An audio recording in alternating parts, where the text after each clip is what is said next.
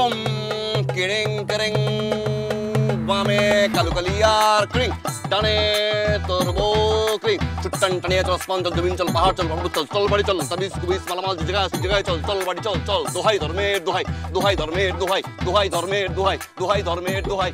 একটি মাঠে মুশফিকার ফারহানকে ঘিরে থাকে গ্রামবাসী। বাটি চালানে ব্যস্ত তিনি।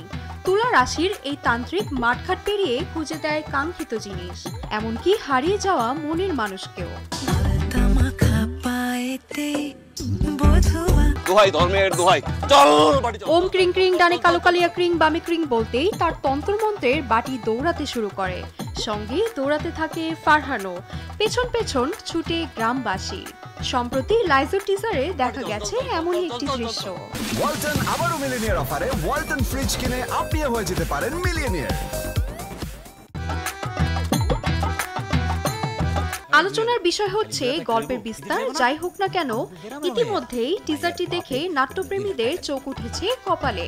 কি করে এত বড় একটি কঠিন মন্ত্রের সংলাপ আনকাট প্রায় 30 সেকেন্ড আওড়ালেন ফারহান? এড়িয়ে ফেসবুকের পাতায় চলছে আলোচনা।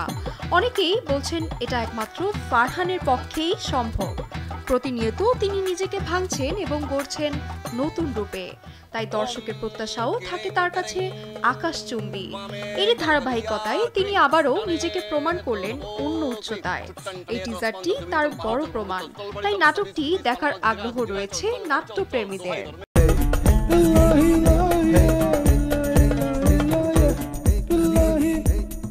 এছাড়াও এবারের ঈদে RTVতে দেখা যাবে মুশফিকার ফারহানের দুটি ভিন্ন চরিত্রের নাটক আবদার ও আমারই থেকো।